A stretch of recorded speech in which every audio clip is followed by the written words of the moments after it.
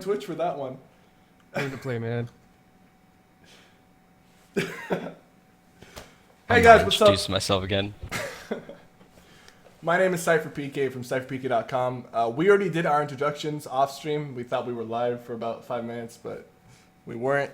So my name is Cypher from CypherPK.com. I do PvP, and I've been playing the Elder Scrolls Online since beta. I stream and make YouTube videos. YouTube.com/CypherPK, Twitch.tv/CypherPK. Richard, go ahead. I'm King Richard. Hopefully you guys know who I am already. I do Twitch and YouTube, and I main Magic and Sorcerer. Lefty. Lefty Lucy. Been playing since beta. PvP focus. Been playing Stam DK pretty much primarily. Go Werewolf all the time. Twitch, YouTube, all that good stuff. Fangresh. Fangrush, been playing since beta. I just play Sorcerer. I do Stam Sorc right now. It's awesome. All right, guys. So we are back now. We've taken, I think, a little bit over a month off, maybe even longer than that, since our last podcast. And this is episode 6 of We Are ESO. The reason we're doing this episode again is to cover the recent changes that have been announced with the Thieves Guild PTS. And all of us have been on the PTS. We've read the patch notes. We know what's coming. Obviously, there's going to be changes from now until the actual launch, but we'll see how things go. We're just going to give our initial impressions on the big changes that came into this update. We don't want to dive into too many details off the bat. We kind of want to give our impressions vaguely about just about everything that's going in, everything major. And then if we feel like we want to cover certain aspects of the changes a lot more, in detail, we will do that as well. So let's just jump right into it. Thieves Guild PTS. I want everyone just to give their initial impressions, just in general, regarding this update and how you feel about this update. We'll start off with Richard. We'll work our way back to me. So, Richard, go ahead. So far, the update is it's pretty good. It's a lot more than what I expected it to be, and I think they really nailed the CP as far as getting some balance within CP, because I was probably the biggest crier when it came to the CP differences between stamina and magicka. So they kind of got that thing balanced, and that's like the biggest takeaway that I've gotten from this this new update. I haven't really done any of the PvE content. I don't plan on doing the PvE content. I was mainly getting into it for the PvP changes, and a lot of it we really can't test until it actually goes live. But one major thing I'm waiting to see is, because I've been noticing, like, I'll kill somebody in a 1v1 on the PTS and I get like almost 2,000 AP, and that's huge. That's a huge difference in AP. So I'm waiting to see how that's going to play out when it goes live, because that AP change could change how people play ESO in the future. So between that and the CP changes, and also the I thought they were only going to sell shoulders inside of the new Undaunted vendor for PvP. I thought it was only going to be shoulders, but it turns out they're going to be selling shoulders and helmets, which is something that I'm really happy about as well. Although I think they got them a little bit too cheap at 200k AP. Other than that, that change right there is going to be amazing too, because some of that stuff I probably would have never gotten if it wasn't for that AP change with the Undaunted sets. It's a lot of good stuff. Still can't wait for it to go live. Lefty? Yeah, so overall, same kind of opinion as Richard. I mean, like, I honestly, same as Richard, I was not expecting as many good things on the PvP. As far as the update, the content that was updated that affects PvP, I was not expecting so many good things. So I'm actually really happy. I was surprised myself by how happy I was with some of the changes. Some of them, so the champion point changes, really glad to see those. I think it brings more balance to PvP. Just overall class balance. I like what they did with some of them. I think some of the specific changes were unnecessary, but overall, I have a good opinion of that.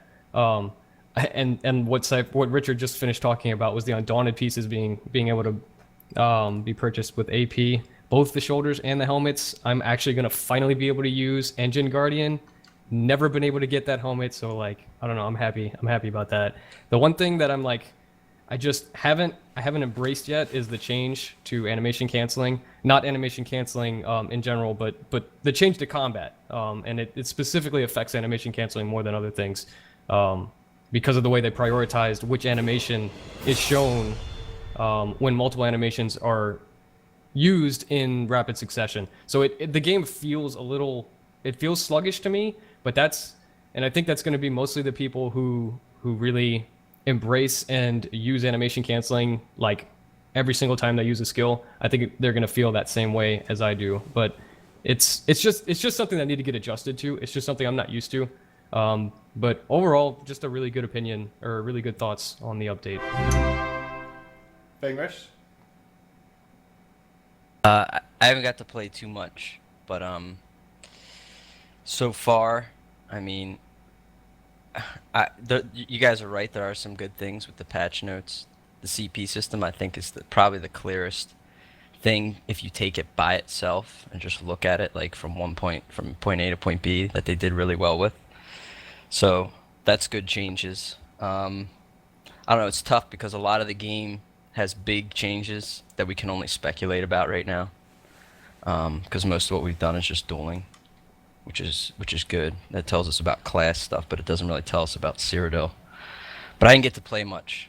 I was really laggy. I don't know about you guys, but I don't know. I was really laggy on the PTS. So it was pretty bad for me. I don't know if I got on at Performance the wrong is time. bad. No, it's not you. Even when nothing's going on, it's just low frames, high ping. I mean, I was And on that's Friday bad. night, but like there was no giant groups there, and I lagged as bad as I would in live right now with giant groups. So that's just one thing. Maybe it'll get better with 64-bit. I don't know, but can hope. But so that's one thing. I won't get too much into it. Really not happy about my class getting not a damn thing this patch. I mean, not a single thing.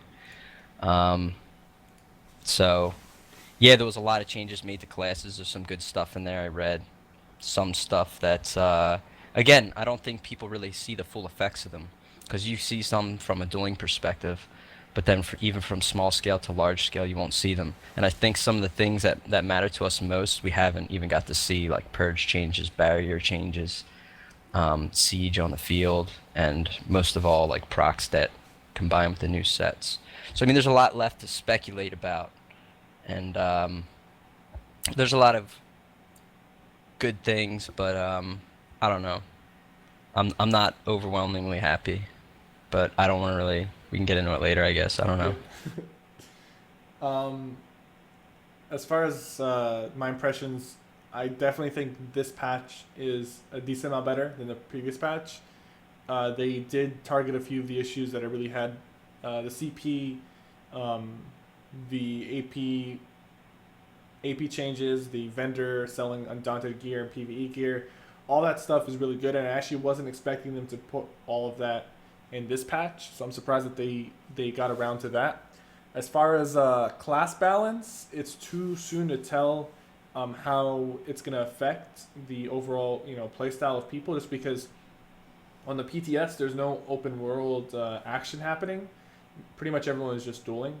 So in a dueling environment is going to be a lot different than an open world environment. So like some people are like saying Magicka DK is back and it's strong and stuff, but really no one's too sure as to how the changes are going to play out until the game actually goes live and we try the changes on the live server with open world combat, because dueling and open world is completely different from each other. So I want you guys to think, what is the biggest topic we should cover first, because I know we're not going to be able to cover everything. I have the patch notes open, I have the game open up right now, and we can show that on screen. But I just want you guys to think about what topic should we start off with. Like, what big topic should we give our initial impressions on and, our opinions on? The biggest thing for me is how the game feels now, because I mean that's me personally. I don't know if we want to talk about that, but like, You guys want to talk about the animation canceling priority? Yeah, right. Well, Okay. the change to animations. I mean, it affects animation canceling, but it's a change to animations, Yeah. the prioritization of what gets displayed when. Because to me, that changes how the game feels. And when you go from a game feeling one way to feeling completely different, it's like a big adjustment and to me that can either be a good thing or a really bad thing for certain players.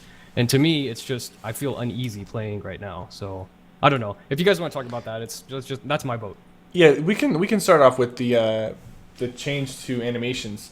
So, okay, so as far as my play style is concerned, I haven't really ran into too many like issues with how things feel. Now, certain abilities and certain buffs, the animations prioritize over, for example, blocking, um, but you won't actually see the block. But But you still block. You still block. You actually do still block. You still do block. But then there was an issue where, for example, Flawless Dawnbreaker is a popular ultimate I use on my sorcerer. For some reason, that ultimate, out of all the other ultimates that I've used, that ultimate has been affected the most when it comes to canceling. The animation for it is very slow, and it takes priority. It takes priority on just about everything except like weapon swap and dodge roll. So you can still animation cancel Right. it with a weapon swap, and it just acts normally as if you animation cancel it with a block, but you can't animation cancel it with a block for some reason. So there's a little bit of inconsistency going on with the changes. Certain abilities are affected differently than others, and it's not like it doesn't feel like it affected all the abilities. Some abilities are just still act normally, and certain other abilities, mainly the buffs and a couple of ultimates, are acting differently. So if they get it fleshed out and it's more consistent and it doesn't feel as weird, like it's honestly it doesn't feel terrible. It feels different, but there's still a few things that are like that you can point out, like Dawnbreaker being a little like you can't block it anymore. You can't block cancel anymore. You have to weapon swap cancel it, but then other ultimates you can.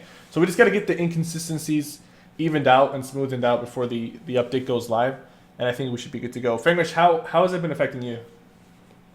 Um, Again, I was lagging pretty bad. I couldn't even tell. I did really well dueling. I think I only lost like one, which I was really surprised. Although the build I was using, I think, is kind of strong. But like I couldn't, and I was doing a lot of animation weaving, sword and board. So like ransack weaving and stuff like that. I didn't really, I didn't feel it too much. I think I just still felt like delay using overload and stuff. But I don't have a big opinion on it. I do have a question though. I think. What do you guys think? Do you like it? First of all. No. Yeah, I don't. No, I don't think like it. I think it just between those animation changes and the overall performance of the game, it just makes everything feel sluggish. Like it reminded me of playing on previous patches, like maybe 1.4ish, back when combat was like real slow.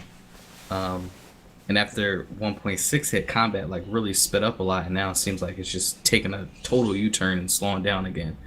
And another thing I don't like is the imbalance of it, because when you're doing DPS abilities like light attack, ransack, bash, you can still animation cancel those abilities proper. But if you're using buffs like maybe damage shields or healing, whatever you're using, if it's a buff for some reason, it prioritizes the animation over the cancel with the block or whatever it is. So it's definitely some imbalance there, because when I go offensive on like a stamina build or something, I can animation cancel no problem. But going defensive on like a magic build, when I'm relying on my shields, it's really hard because of that changed animations. So it definitely makes the game feel like it's like a complete U-turn, and it's real sluggish, extremely sluggish. And I don't know if it's just the animations or is it the performance, because we've all been like lagging.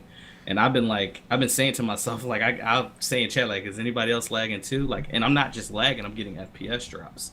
So I'm hoping that get fixed as well, because if I'm getting FPS drops on a PTS and there's only 20 people around and nobody's even in a ball group or spamming AoEs, I hope it doesn't go to live like that. So I hope maybe it's just some early on bugs that they're trying to work out, and maybe they'll get them fixed. But it definitely feels extremely sluggish. So I think it's only going to really feel that way. And I think Richard and I have such a strong feeling about it. And I know there are other people that have strong feelings about it, but all of those people do an insane amount of animation canceling. Not like, okay, I animation canceled 10 times in, like 20 seconds. No, like if you watch me and Richard play, we animation cancel 10 times in like 5 seconds. It's like, that's how we play. That's part of our play style. So it's like, it's something like that where we're constantly looking for just ability, and just back to back, everything you do, weapon swaps, bashes, dodge rolls, everything. And it's, so I think it's the people who are like really, really embracing animation canceling, or previously really embracing animation canceling, that it's going to feel weird for them and it's going to feel slow for them. And I think, honestly, so to answer your question, Fangrush, I don't like it. And one of the reasons why I don't like it is, one, it feels sluggish, but I think that's probably just the way that it looks, because you still put out the same DPS. It's just a prioritization of the animations visually. So, but that's actually one of the problems that I have, is the visual prioritization doesn't make sense for a light attack, instant cast ability, bash, cancel. Because you don't see the bash. You do the bash last, but you see the animation of the instant cast ability, and that's all you see. So light attack, ransack, bash, all you see is light attack, ransack. You don't even see the bash. So it's like they Looks the same prioritize their without animations. the cancel, pretty much. Well, wait, without the change, you mean? No, I'm saying it would pretty much look the same if you didn't weave in that bash at the end. Right, yes, exactly. That's correct. And that Yeah. makes me second guess, did my bash just go off? I mean, I have to have my combat text scrolling, which I like that, by the way. That was a really good change too. But it's just something that it just doesn't look right, because I'm doing a bash, but I don't see a bash. And it seems like the whole point of the change was so that animations could be visible. And sure, maybe we should prioritize the abilities that actually cost, like, that are in your trees that you spec into over a bash, which is just anyone can do a bash. But it just seems weird to me because it doesn't seem right, because I'm doing something, but I don't see it at all. Like, at least with animation canceling before, you could see your character start to do something, and sure, if you cancel it, then your character stops. But that's just inherently how active action-based combat systems work when you cancel animations. It's not just ESO. I mean, it works in every game like that has action-based combat. But the way ESO has changed it, it just doesn't feel right to me, because it's a reprioritization, but it completely eliminates one of the actions that I'm doing. So it makes me second guess, is my combat even working right now? Because I can't even see it. So overall I don't like the change. It doesn't make sense to me. I want to one second. I want to say like, as far as lag on PTS, I haven't experienced like any lag or FPS drops, and it could be a PTS issue, because like some people are experiencing it, some people aren't. It might be a connection issue with the PTS. I hope that's the case, but I haven't experienced any lag at all in the PTS. As far as the animation priority change, I would like to say that I animation cancel a lot, and some of my builds are a little bit different than others. But for me, like, I don't see too much change, except on certain abilities that just seem to be kind of clunky at times because of this animation cancel change. I want to say like Igneous Shield on the DK, because you can't block cancel it. You can, but you don't visually see the block cancel. It kind of feels a little weird. Dawnbreaker can't be block canceled at all. And then a few other abilities. I think right now there's just some inconsistency with the animations, and if they smoothen out the inconsistencies, it'll be better. Because Fangrush, you were playing, you didn't really feel too many changes as far as animation cancel. But I think it depends on what abilities you're using, because certain abilities are just causing. I was just doing ransack weaving. I only got to do my one build. I didn't even get to try the open world build. Yeah, like some builds like my Nightblade I have no issues with. My Sorcerer, I've been having a lot of issues with animation canceling. So Dawnbreaker just hangs, you're saying? It just hangs unless you weapon swap That's or rough. dodge roll. No, if you weapon swap, it's not. Okay. It completely. Okay, so if you weapon swap, it's the same thing as bashing it. But like, right. Dawnbreaker That's kind of has how I such used a animation cancel Dawnbreaker, is with a roll weapon swap. Dawnbreaker has such a slow animation for an ultimate that you pretty much have to be willing to weapon swap cancel it if you don't want to like just stand there holding that sword up, because it's a really, really slow animation. Yeah, so, absolutely. It would take it out from a competitive sense. Yeah. That's exactly what I'm saying. Like, it's unbalanced, because most stamina builds, especially like Nightblades or DKs, they use abilities like Ransack. The animation cancel that, no problem. Surprise attack, no problem. On a Sorcerer, Templar, even a DK, some DKs even rely on Dawnbreaker. Being able to animation cancel that ability and time it properly was a way to get a skillful kill on a player. And that one change has taken that away. So And like you said, Cypher said it only affects certain abilities, and you'll feel it on one class over the other. Because I've played Stamina and Magicka classes on PTS, and you'll feel it. You'll feel it more on a sorcerer. If you play a sorcerer and you have mastered the shield stack, you're going to animation cancel every shield that you put on, and every buff, even your Daedric Minefield, you're going to animation cancel everything. Trying that in this new update, you're not animation canceling anything. You're just going to have to wait for the animation to play out, and it's better off not even trying it. That I honestly, I just stopped animation canceling on my sorcerer altogether, and that just makes the fight feel really, really sluggish. So on a Nightblade, DK, I haven't really tried Stamp Templar. I haven't felt those issues. Nightblade or DK, no issues at all. On my sorcerer, I felt the issues.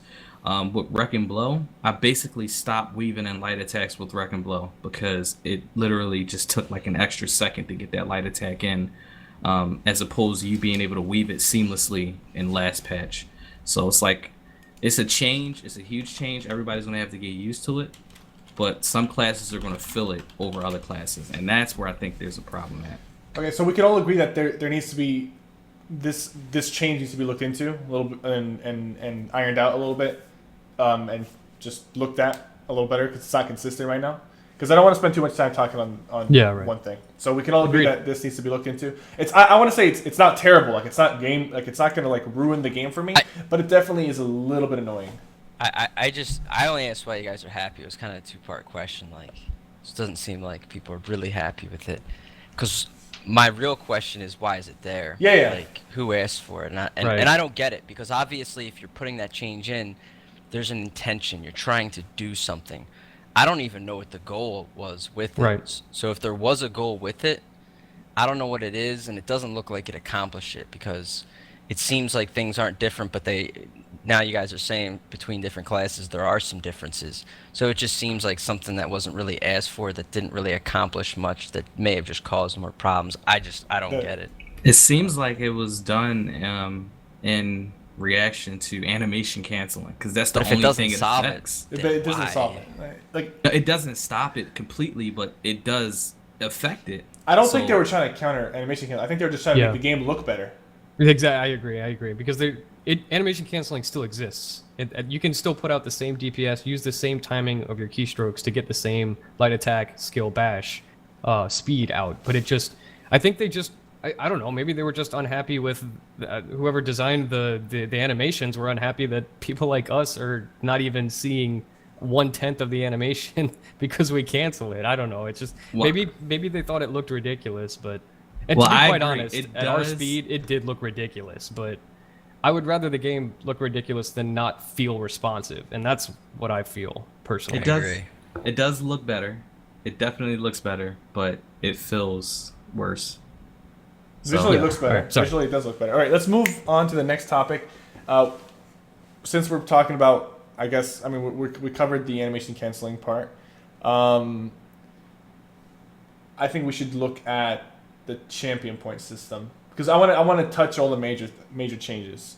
I think we should look at the champion point system, and I'm actually going to open up the CP on screen right now for you guys to look at. For the viewers, you guys can. I'll actually go through it, and I'll let you guys like talk about it as we go through it. CP.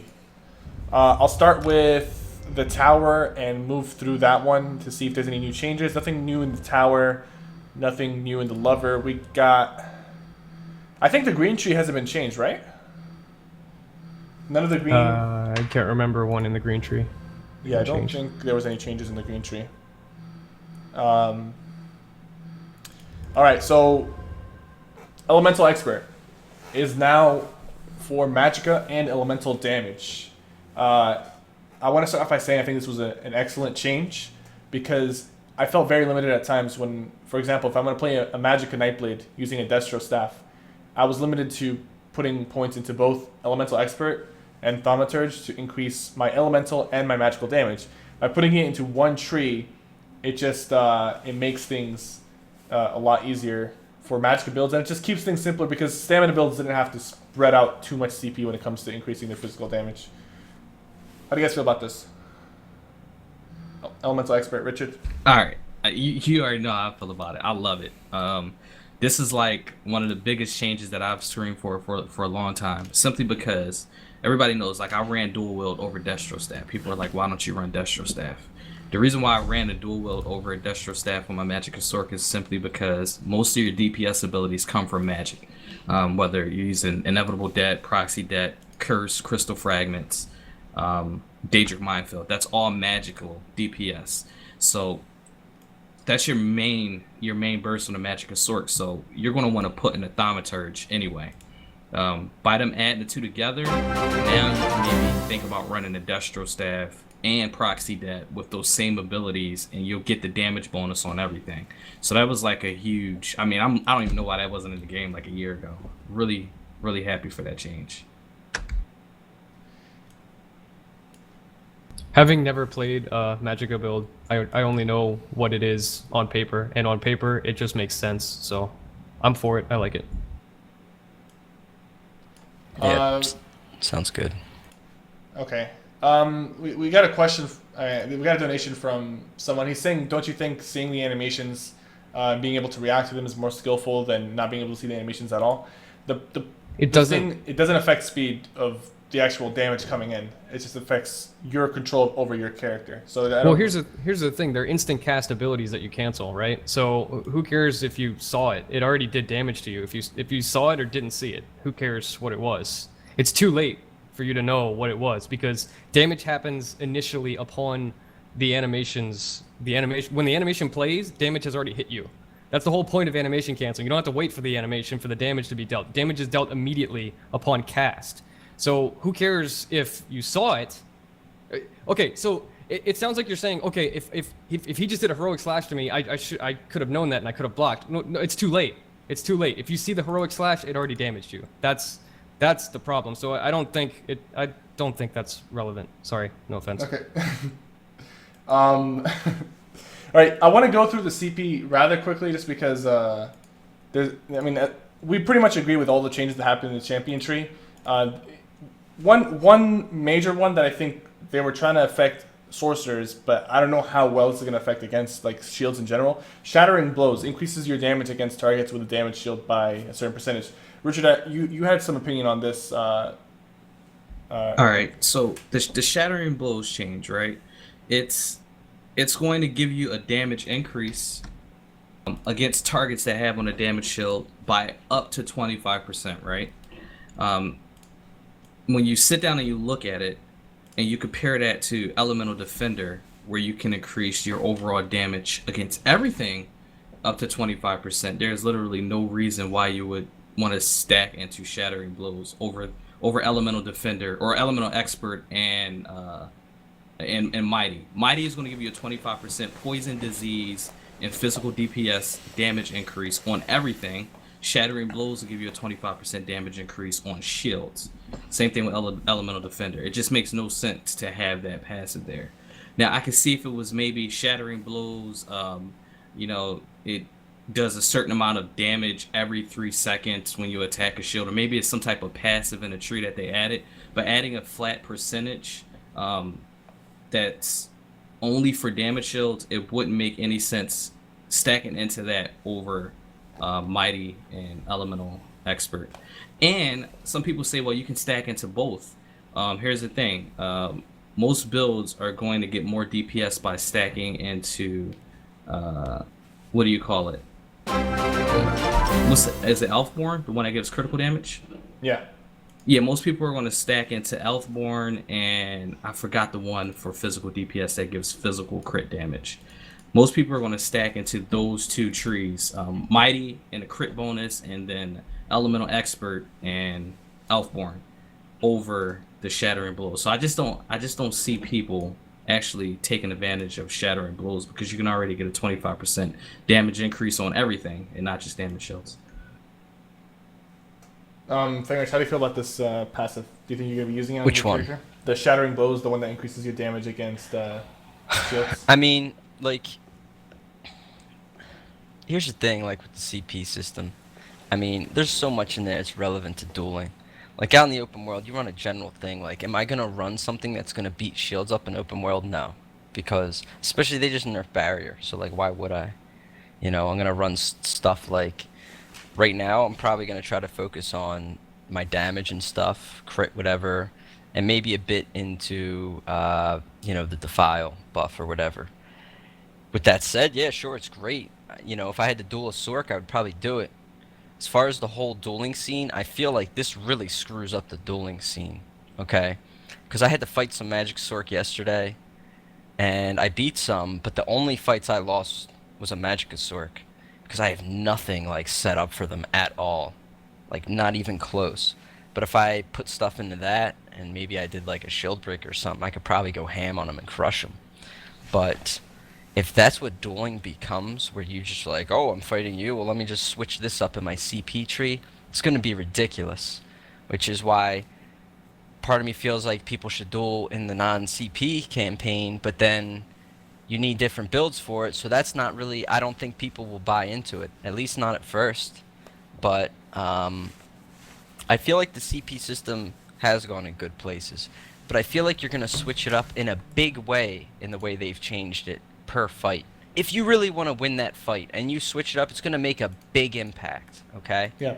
You have a lot of champion points at your disposal to go and say, I could put 50 here and 50 here. Oh, I'm fighting that class. I'll put 50 and 50 over there. So if you have dueling tournaments, that's what it's going to be. It's going to be people spending points to redistribute between each fight. So, I mean, am I ever going to use this in open world? No. I'm not, because I don't care about that. Like, if I deal with a Magicasaurk, I'll probably just leave him alone like I normally do and see if he wants to overextend, and then I'll take him out when he's burning his stam up because he played silly. But I mean, no. It's to me, it's only relevant in dueling, and I don't know. It's part of a bigger issue, I think, with the whole CP system. Did they balance a lot of things? Sure. Given what we had in the last patch, yes, the CP system's more balanced. We go through, and there's lots of skills we can name and how well they're balanced. It's true, but you need to switch them up per fight too, which is kind of what I don't like about the CP system right now. I think I agree with what you said. In an open world scenario, like for open world, people are gonna put half and half. Like people will balance their CP accordingly, so it ends up being quite balanced in an open world scenario. So I like the changes in that sense. As far as dueling is concerned, I'm gonna take the initiative to exclusively duel on the no CP campaign, and I want to try to make that popular. I want to try to make no CP dueling popular because I think it requires more skill. It has less of an effect. Your actual skill level has more of an effect than the CP, and I completely agree with you on that. Like for example, you could put 100 points into Elemental Defender if you're going against a Magicka build, and if you're going against a Stamina build, you take out those 100 points, put them into Hardy. It's pretty simple to counteract that, and then like you can do that with other things as well. So personally, the fact that they're putting a no CP campaign, that's a bonus for me. Even if that campaign is not that popular, I hope it is at least like somewhat popular. But even if it's not popular at all, I'll be personally dueling on the zero CP campaign at all times. Got a $10 donation from Deathstrike. Deathstrike, thank you so much for your donation, man. And for some reason I can't see what you said, but let's move on from the champion system. I like the changes, but again, the fact that they're offering the no CP campaign is gonna make me want to do like organized fights on that campaign. I think it's a good idea, man. Yeah, I think that'll be a really good idea. So, what else do you guys want to talk about? As far as let's talk about big mechanical changes, the alliance rank system, Assault 1 to Assault rank 10. I believe it used to cost about 6.7 million AP, around that number. Now it costs 670,000 to get from rank 1 to rank 10. How do you feel about that, Richard? I think it's a good idea. We got to see how it plays out on live, because I know one thing, like with the new sets that's coming out and some of the changes to PvP, people are going to be using and building around proxy and inevitable debt for sure. So yeah, like I can definitely see that being a good thing, giving people the opportunity to make those builds that can actually go in and bust these larger groups. However, I I just hope it doesn't backfire, and then everybody in a larger group also has proxy and inevitable debt, and they're running over Zerg and people. So I don't know. That's something I gotta see when it hits live to see Everyone's how gonna people have debt, play. dude. You Everyone can has- go get debt Basically, in what a that night. translates into is basically everybody's gonna have proxy and inevitable debt. So, my opinion, I don't care, because everybody's gonna have proxy and inevitable debt eventually. It's just a matter of when it happens. So Well, I really I- don't care. As me as a casual, or me as something. Sorry, I call myself. I don't know. I'm Casual kind of lefty. like half casual because like I like to be competitive, but I do have a full-time job. I don't get to play very much, so I'm always behind on stuff. So I like it from that aspect, but I don't think that just because it benefits me, it should be a part of the game. That's why I'm gonna take an indifferent opinion on that. It doesn't really affect me. If everyone has proxy debt, oh well, I'll just deal with it. I would have had to deal with it later on anyway when they all got it anyway, so I don't care. But the thing about it is you have to look at it that when you say everybody's gonna have proxy, that means that V2 dude that didn't put that much time in is gonna have proxy. The level 38 is gonna have proxy. The people who would usually not be a problem in a fight will have abilities that will make them a problem in a fight. So you really got to look at that. Like that really makes gameplay a lot different when everybody is running around with abilities that make them a lot better. Because one thing about it, like you could fight a stand DK versus a stand DK. If one of those DKs has vigor and the other one doesn't, the one with vigor is going to win. That's how OP that ability is. That's how good that ability is. And it's the same thing with proxy debt. You make a Sork fight another Sork without proxy, the one with proxy wins. So that's what those abilities are going to offer when everybody's running around with them. And I don't think that's a bad thing. I don't think it's a bad thing. But when you say you don't care, you probably don't care now until you get proxy debt at by like a group of level 36s, and you're like, damn. No, I don't care. I still don't care. It wouldn't. I mean, I just honestly, I just don't. It's fine. I'm with you. I really don't care. I mean, because if it's a bad level 36, he's probably gonna die while that Yeah, I don't care. proxy's Yeah, ticking. so yeah. I mean, it's just a matter how good the player is, but I don't know. I'm indifferent to it. Well, see, It's a huge change. Like it's like, oh, it Yeah. takes 1/10 of the like. You can literally like max out. Someone just typed it here in chat, and they're probably right. One of the most relevant changes that is all those bastard Templars are gonna be running around having their passive res. Everyone's gonna be resing quicker, man. Everyone's gonna be resing instantly. I think Everyone's gonna have battle res. So about battle res, like I just want to comment. I think battle res should be a major buff, and the Templar passive should also be a major. No. Kaganak and the Templar passive should both be major like res buffs instead of like separate buffs. So they don't stack. So with they don't the alliance. stack. But then the Alliance one will stack with Kaganak's or the Templar. That way, it's not because 1 second resing is just it's that's kind It's of an interesting thought, yeah. Like it's still a problem in mass PvP. It doesn't matter if you're small scale or large scale. Because no matter how large scale you are, there's always a bigger fish out there in Cyrodiil. And the bigger fishes always have this advantage. Now things are going to change this patch, but it's still going to be a thing. If you're inside a keep fighting 20v60, and those 20 wipe out 40 people going in with the new proc stats, there's 20 little fish running around that can res those 40 people up, and they're back in the fight, right? So, I mean, there's no penalty to it, and it's very quick and easy to do. So, that's still a thing. We've talked about it before. It's not really looked at, whether it's battle sickness or just simply looking at, hey, these guys are resing in like 0.75 seconds. I don't know what it is, man. It's really quick. And that's still a thing. My opinion, So- though, on the because I didn't get my opinion on the assault Yeah, sorry. reduction. I am like thrilled with this change, and I'll tell you why. Like I've always been of the belief that like I just want PvP, and I want everyone to be on the same level when it comes to PvP as far as what they have access to them, gear, champion points, and abilities, passives. Like when the grind extends like a 1 month, 2 month, 3 month period for a certain ability, people will be gimped during that time, and you're going to have that statistical advantage on them. I like everyone to be on an even playing field, and personally, as a person who makes a lot of alts and levels up a lot of characters, this makes things a lot easier for me because even top tier players who farm AP on a daily basis, it's still going to take them, with the old system, it takes them like 2 to 3 weeks to get that 6 million AP. And that's like, actually no. I agree with you. It takes Yeah. them at least a month or 2 months to get that 6 million AP. Now a casual player who's playing like once like once a week, twice a week, couple hours on the weekend, it's gonna take them 6, 7, 8 months to get assault rank 10. And for some builds, like you need assault rank 10. And for PvE players, here's the thing. I'm gonna speak for the PvE players real quick. Just like I was saying, why do I have to PvE to get endgame gear? And why can't I just PvP? That was addressed. Well, now the PvE side of it was also addressed because some PvE players, they don't want to PvP, but they're forced to get things like Vigor, Caltrops, Purge. And you know what? Make it easier on them. That's fine. I just want everyone to be on an even playing field. That's all I want.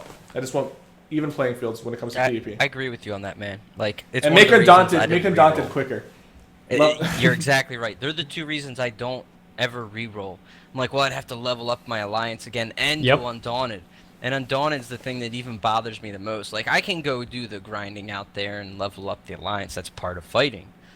But, like, man, the Undaunted, and like, you kidding me? Like, I gotta make a new character and do the dungeon stuff again? I'm just not into it. I don't want to do it. I'll pay you an AP.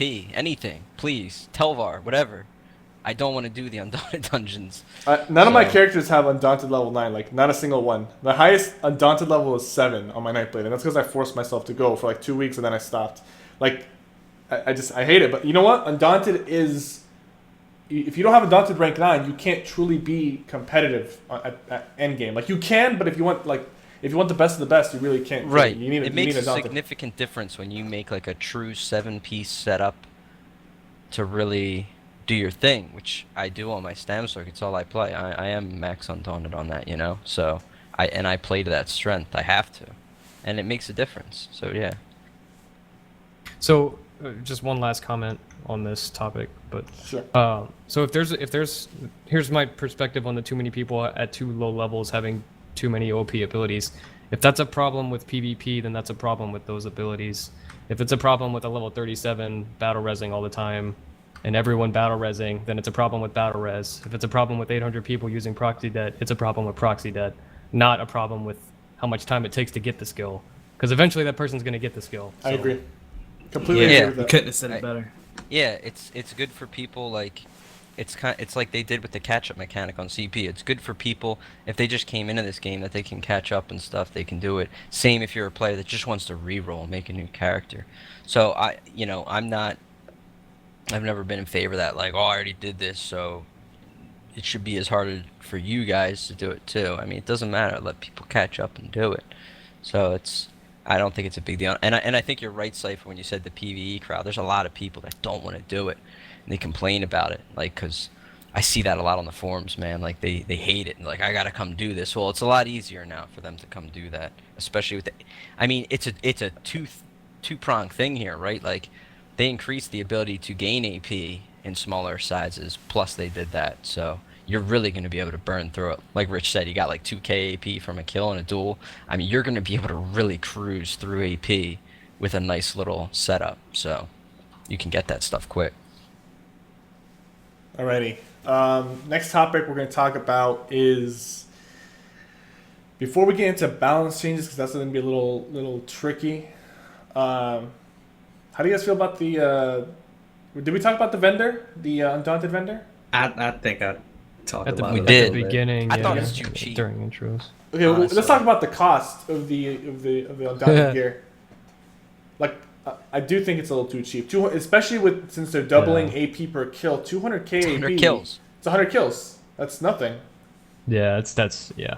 I was expecting 1 million AP, but you know what? Like, maybe a compromise of like 500 to 750k. You can go out and kill 100 people, or you can farm a dungeon. And you guys have been through it, I'm sure. Yep.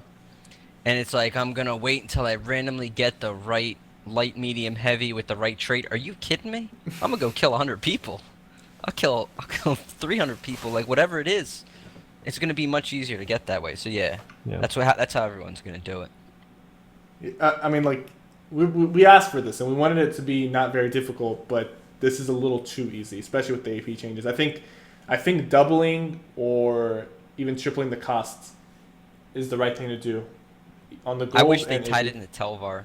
I don't know Oh, if that's something they that's refuse to do because it's a sellable IC, so it's like against their things to Could do make it it or an whatever. alternative. Yeah, I mean, I was really hoping for it, man. I'm hoping, like, I just want PvP and IC. It's partially the only thing I enjoy when I thought performance what is bad. I thought what they would do was like make the shoulders AP and then maybe put the helmets at TV. Like that Yeah. would have been smart to just put one or the other in Telvar, the fort, to kind of like entice people to do Imperial City PvP or Citadel PvP. That would have been like a real or I mean, smart way to approach things. they could have just put a completely different vendor that sell, because you know how it's like it changes like once per week or something. So like even if there's like an item that you want with a specific trait, it might take you a couple of weeks or even a month or so before that vendor is selling that specific item.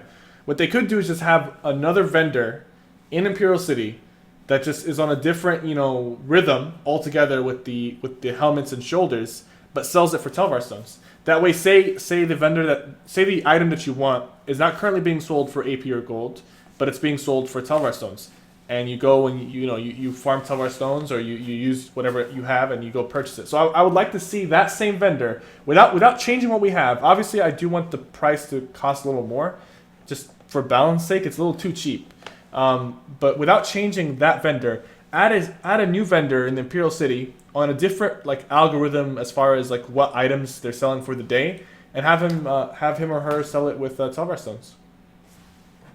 Just Good There idea. seems to be a lot of people that are like, no, keep the price the same. They're disagreeing with us. Oh yeah, I don't know. Maybe it's because we all get a lot of AP very easily. Maybe we're Not a only little that, too we all got biased a right ton here. of AP saved up as well. Yeah, I mean, I've We got gotta look like at people millions right now. who's been so- spending their AP. Like we were smart. We like, hey, we don't need to buy anything from these vendors. We 100 don't kills need is to- 100 kills though. Like with the boost to AP rewards. Right, but 100 maybe kills. people don't.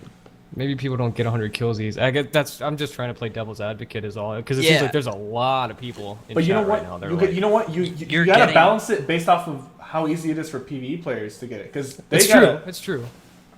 go ahead, Framer. It's so not easy to get something in the right light, medium, heavy, and then the right trait. You can literally pick that. You could go do that dungeon 100 times and not get an impenetrable, shoulder of your choosing. You literally.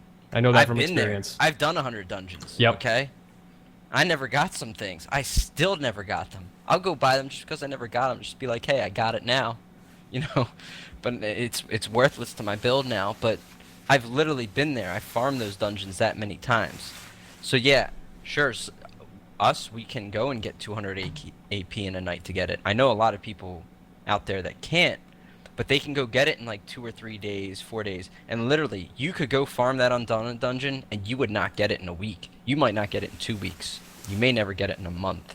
That's the reality of how it's set up. But I don't know. 200's a little low, but not even 200k AP. What is it? 100k gold? Yeah. You can make that quick, man. You can make that in under a week just stealing. You can run around the vendors just stealing crap. I don't think I'm against. Somebody might give me hell for this, but I'm kind of against them selling it for gold because we can't buy the PVE sets for gold. You can now. You can now. Like it doesn't just, they don't just sell Andante gear. They sell PVE sets that you wouldn't get. Oh, they are selling some PVE sets. You're yeah. right. All I seen was necklaces though. Like it was like necklaces. The trial gear, the new trial gear, and they might. The thing is that drop table could be adjusted. In the future, like they could add more things into it as far as PVE is concerned. But like the marksman set, some of the other sets, like they're being sold in there. The thing is, we haven't seen too many because it's only shifted once, right? It's only changed once since the PTS I've started. seen one shift. Yeah, so we don't know exactly what's on the drop table as far as PVE gear, but I assume they put a lot of PVE oriented sets in there because that's the whole purpose of that vendor. So I want to see like a list of the drop table as far as what that lady sells, but we'll see. I think what they're doing, and it's good. It's good for the game, and everybody. I know I'm seeing in chat a lot of people are against a lot of things that's happening. It's good for the game, and it's giving people a chance to catch up. It's giving people a chance to get things that they just wouldn't be able to get. Like I wouldn't get Molekina, and some people would quit the game because they can't get Molekina. Now they have a chance of getting it. So these changes are just allowing people who haven't put in the time since the early release or beta to actually catch up to the players who have, and that's a good thing. Everybody should have a more positive outlook on that stuff because I'm looking at chat. You guys are going ham. I agree with you. It's allowing people a chance, man. Everybody needs a chance in ESO. You shouldn't just be able to dominate a new guy because he, just decided to buy the game this year and you've been playing it for a year plus. So I'm all for that. I'm all for it. Yeah, man, I agree with you, King. I mean, that comes from you know how many times I did like Molekina. You know how many times I went through the dungeon to get it. And like, despite that, like I'm for it. It's like you said, to get people in here because it should have never been like that. There's a lot of good changes. I think most of what we've talked about is actually a lot of the positive stuff. I'd say they're the little positive things. For me, at least in the patch notes so far, I have some things that I'm not completely positive on, but those things so far have been good. I guess minus the animation one, honestly, for me. Yeah. They're good things. How do you guys feel about the new sets that have been introduced? Yeah, I was gonna ask if you wanted to talk about that. Yeah. How do you guys feel about the new sets? Just like, is there any sets in particular that stick out to you? Yeah, Vicious Death. Vicious Death. Look at the face. Well, I mean, it does. You make like, so Vicious Death.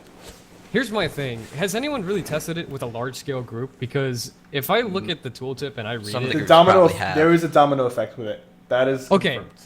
that's game breaking. I'm sorry. That is game breaking. that's- Especially that's now that Zerg Meteor is breaking. not broken. Okay. Or sorry. Especially now that Meteor is not reflectable. So. And one why? of the things I do in my top 5 series is Zerg bombs. Like I have like a group of 5 that goes and wipes a group of 20. Okay, well now a group of 1 can wipe a group of 300 with a proxy det, meteor, and I don't know, some sap essence or something on a Nightblade. Because all you have to do is get 2 to 3 people low enough such that the first explosion would make the second guy explode and then the third guy explode. And then you have a domino effect and then you kill an theoretically infinite number of people. Because people aren't going to survive 3 instantaneous explosions of... How hard did you get yours to hit, Cypher? Didn't you hit someone with 15,000 damage? Yeah.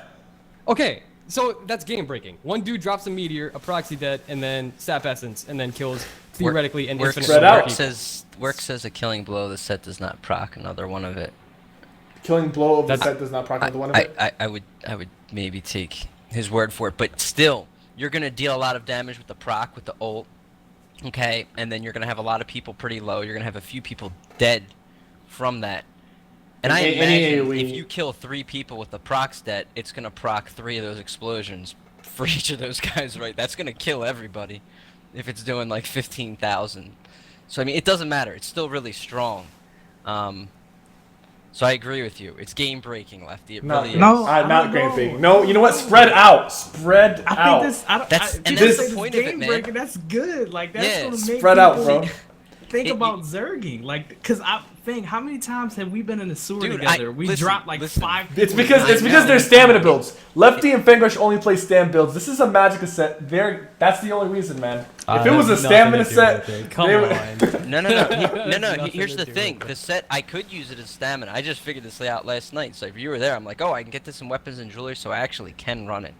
But the thing is, this is the thing that kills me about this patch. It really does, man. Okay, like, why be a stamina? If I want to go like do the small man versus big group, why in God's name am I gonna play stamina anymore?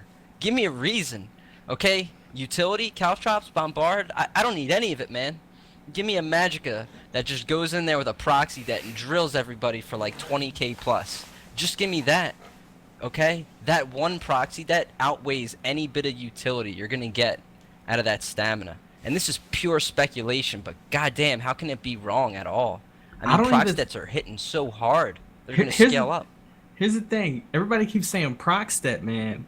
I don't even think people are gonna run proc stat. I think people are gonna do it from a range with a Nev because if you get 3 or 4 magic bills to put inevitable dead on, that's gonna hit for 10k plus on a large group, right? If those people don't spread out, man, they would die to goddamn anything. If you Yeah, brought and then 4 now people. They're if gonna you be purge, idiots. if you purge with inevitable dead on you now, it's an instant explosion. So that purged inevitable death explosion on top of the vicious death explosion, good game, good night. I'm loving it. I'm sorry. Here's what I don't like I about love the that spread stuff. out mentality. Here's what I don't like about the spread out mentality. Let's say all 4 of us go 4vx, right? Let's say all 4 of us are using that set against a big group. Remember when Proxdet was supposed to be the Zerg Buster? Okay, now the Zerg Buster is Vicious Death.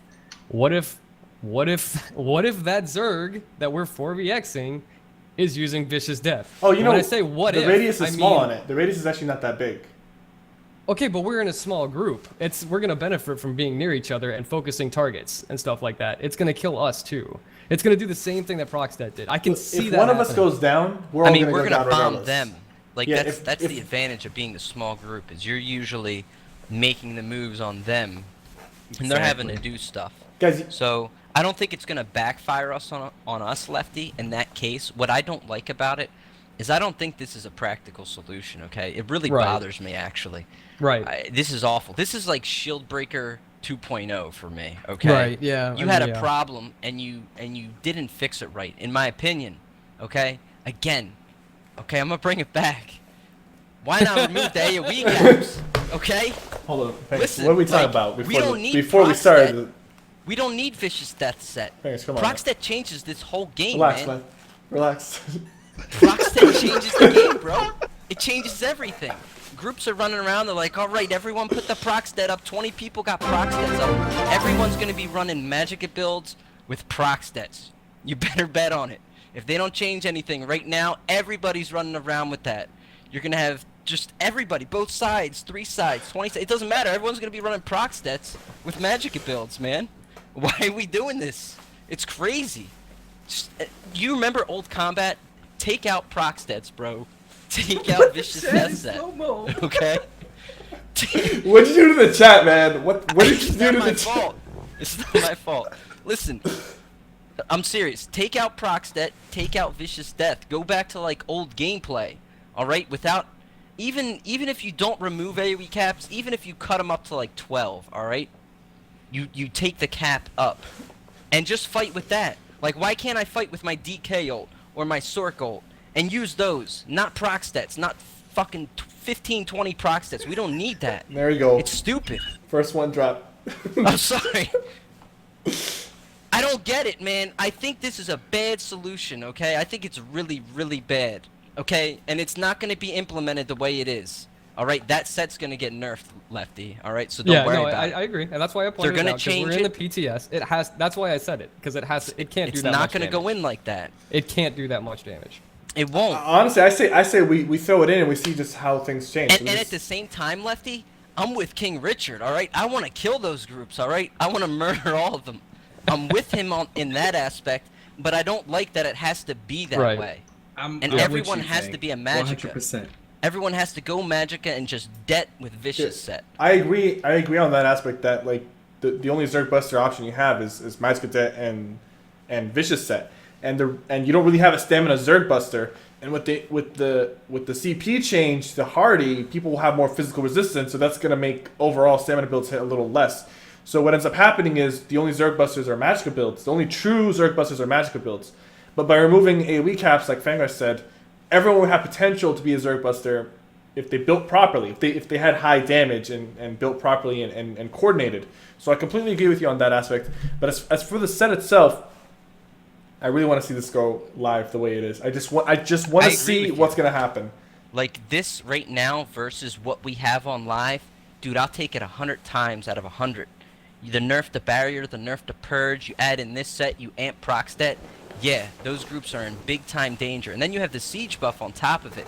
Believe me, as the small group players, we're happy to say we have an option. I'm just telling you, I don't think it's the right one, okay? Even though I can go in there and I can do a lot more with it, I'm just telling you, I don't think it's the right one. I don't think it's the one that gives us the kind of good, interesting gameplay that we could have, that we did have in some respect before. There was a lot of things wrong with it before. It was mainly revolved around ult and the generation of ult. But like, I don't know. They always say we're willing to look at AoE caps and like, but I don't know, man. It just seems like it's never gonna happen. It's not happening, I don't think. This set is the reason. Like there was talks about it, but this is why those talks didn't produce anything, because this is the solution. The solution was to amp Proxtet, to add in this set, and the culmination of those things will split people up, which is what we want. We don't want to see people running in a 24-man ball group, right? There has to be a risk associated to that. So this adds a risk to it, and I'm happy about that. So it's like the biggest thing for me in this patch. Listen. I want to get this straight. Do you like that? Assuming I know they're not touching AoE caps right now, but would you rather them not touch AoE caps, not put the set in, or not touch AoE caps and put the set in? I'd rather have the set in because it's going to change people's gameplay. So I see where you're going with that. Am I happy it's going in or something? Sure, it's good they're doing it. I'm just telling you, long term, I don't think it's the more practical of solutions. I completely agree. Not only that, you want to like, the whole reason why they updated the CP was for balance. They add these abilities in to different classes for balance. They add sets in for balance, but this particular set doesn't add balance. It just says, hey, the new go-to meta for PvP is going to be a Magicka build running Inevitable or Proxy Det. And that's the only issue I have with it. Is, and yeah, you'll be able to maybe, toss together some weird stamina build running that set just to get the kills. But overall, the best way to do it is going to be running a Magicka Nightblade, Magicka Sorc, or Magicka Templar. Yeah, it'll be even a night Magicka and DK, Magicka anything. So that just eliminates... Imagine us four, like 4 Stam versus us 4 doing 4 Magicka. Imagine that. It's a night and day. And that's where you say, hey, there really isn't the proper bounce we were looking for here. And that's why you're going to see a strong return to Magicka in this meta. Again, we can only speculate, and I'm not one of the big group guys, but I see the big groups out there, and I see how they operate. They're going to need more people doing purges. They're going to need more defensive stuff. Everyone's going to be needing to run Harness to counter these debts. They're going to be doing a lot of things to try to counter what's coming. And the set will probably get nerfed too, Cypher. It'll probably get nerfed down, to like 5,000 or something like that. It'll be something low where it's like questionable to use it. But debt is very strong still. And people are going to look to counter debt in this meta. And that's all it becomes. I haven't even played it yet, man. I know, that's what it's going to become. Yep. And I don't think it's a good solution. I would rather, again, just to have people playing their classes instead of saying we're going to use the single skill and we're all going to sync it up and walk into the range of people. It used to be, I'm a DK, and, I just remember those battles. DKs in small rooms, man. Sorc streaking through front lines. People using their classes properly on the battlefield, without being just capped down by stuff. That's what I prefer. It just seems like we go, that's never coming. That's what this patch tells me. It's not coming. So that kind of breaks my heart to see that, and this is where it's going. Do I prefer it, though, Cypher? Sure, I do prefer it over what we had. What we have right now on live, I think, is one of the most terrible things for small versus large. So, Any other sets you guys just wanna very talk about? quickly, the reason why I don't want to see that set going to live is because I think it's not solving my problem. My problem is Cyrodiil in general, because I don't want to. I mean, Fangrush, you're saying you want to kill those big groups. I don't care to kill 800 people. I want to have an interesting fight at even numbers in a small group. That's what I want. That set gives me a tool to kill 800 people. I don't want to do that. That's not fun for me. I'm not going to have fun blowing up 800 people. Sure, it'd be funny, first time, second time, third time. It'd be funny at first, but I'd rather interesting PvP. That goes back to what you were saying, people using their classes, people being skillful with combat on a small scale, like a 3v3 arena or something like that. That's why I don't like this set. I think it's solving a problem it's trying to solve the wrong problem. Cyrodiil is the problem for me. I'm sorry. I'm done with Cyrodiil. It's just I'm tired of it, dude. I want even numbers. There are other games out there with even number PvP, and I have more fun playing those games than ESO because I'm tired. I'm tired of 1v30ing. Or 2v40. But that's what I'm just Cyrodiil tired became. of it. You realize that? I know it is, and I'm just done with it. I don't want that. I don't want that. Didn't used to be like that, and so what they're trying to do is add again an element of risk to those groups. Dude, I think it didn't used to be like that because so many more people played this game. I remember back when Cyrodiil was popping, there was 1 million people on the battlefield, and I think that's part of the reasons why EU has better PvP is because they have a ton more people playing. They have better small scale because they have so many people playing. But It's that's- like that- the that's things not why naturally that's spread not why out things because you were have a higher different. population. The I don't think Battlefield was I don't think it's the different. population. It's the you got to look at it like before the game was completely played 100% differently. Before It was. the removal of saw cats, People did before group the up, though, adding man. of champion was- system, there was before them dynamic ult removing gen. ground-based ground oils and things like that. Like the game was completely Oh different. god, I remember those days. Like, those are so good. We never had an issue back in the day with 2v300. We literally would be on a bridge with 6 people fighting 300 people and killing them. Yeah, with the ground. We would roll. just toss some ground oil down. You come into this room, good game, good night. That was how we played the game back then. But still, it would be more enjoyable for me to fight 5v5, 3v3. It would be I more hear you. enjoyable That's for me coming. to do that. That's coming. And that's I know, coming. I know it's coming. But that's I know it's not what coming. open I'm just world saying, is. Open world this says is my perspective on that. anything's around the corner. That's what open world is. And I'm not saying I want the set-in to be funny, like you said. I'm not looking to troll people and be like, oh, I killed X amount of people and I only have so many. I'm saying I want to have an opportunity to fight no matter what situation I'm in. But there's so many times I'm streaming, I'm out in Cyrodiil, and I go, oh, there's 20 people here, guys. Where should I go? Because I can't do anything here. There's nothing I can do. I literally have to wait for 20 DC come to match their 20, and then I just jump in it and pretend like I was a hero or something. But you can't really do what you used to be able to do back in the day, because you could have an impact being one guy in the middle of all those people. You could fight them, and if they came into a small area, then you could use dynamic ult gen to your advantage, and there wasn't caps just crushing you. I mean, that's what we have. So that's what I really don't like it, because everything, again, it revolves back to debt. If I get pinned in a room 1v20, do I want to be a stam build with a nerf steel tornado, or do I want to be somebody with debt ready to pop an ult with vicious set proc behind it? You know, you're gonna pick the magic every time, man. You're just gonna want to blow up a big pile of people. It's not a good solution. It really isn't. And it's not just that one thing though, Fang. It's the champ that like the biggest takeaway that I've gotten so far from this update, besides dueling, because that's all we've done on is duel. All we really done on this PTS is duel. We haven't really gotten a chance to do open world PvP to properly test the game in real time environments. But the biggest thing that I'm seeing that's going to happen when this thing hits live is it's going to go from a stamina based game to a Magicka based game, and it's that simple. I agree.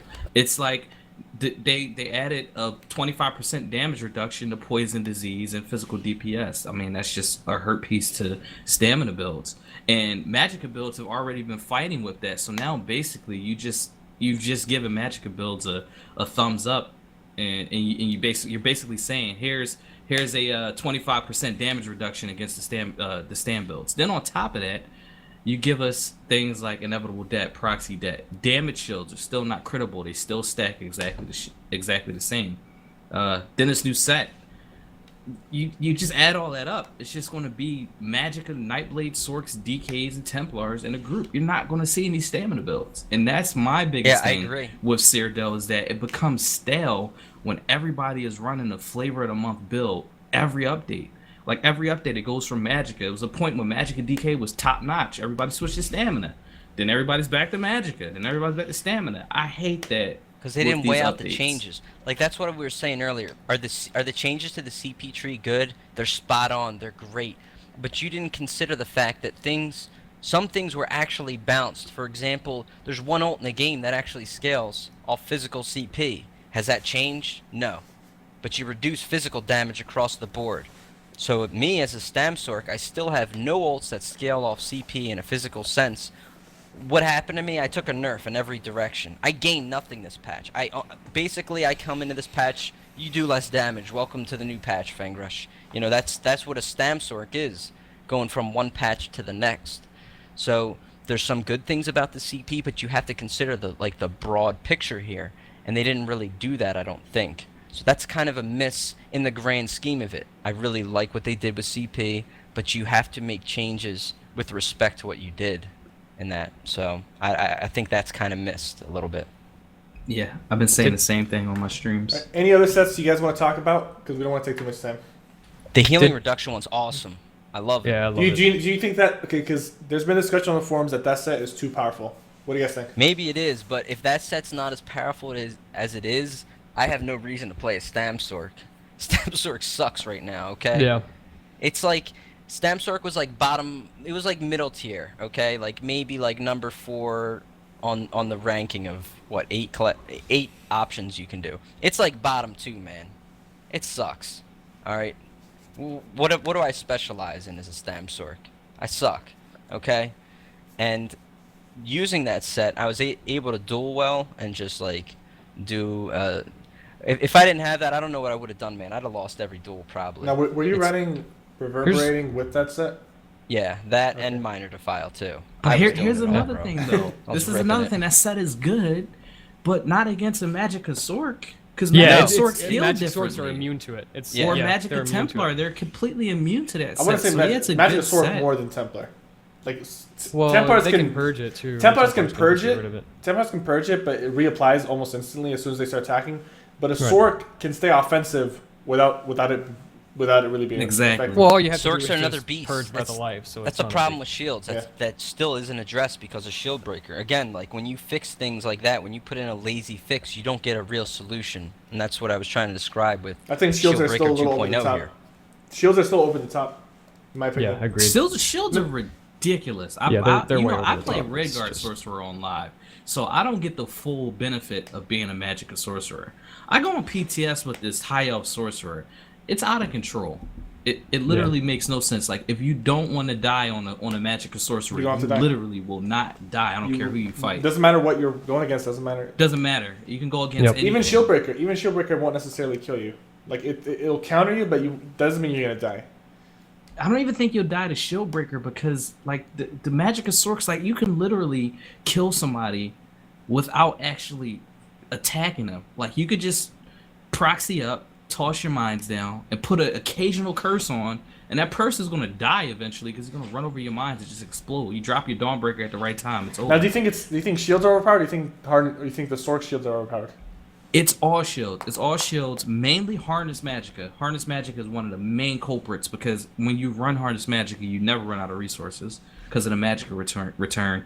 And then it's not the strength of the shields, but it's how they're applied. If you get a sorcerer to low health, all they have to do is pop a healing ward. You can knock that healing ward off of them. Even before you even get it knocked off, you hit them one time, they're putting another healing ward on.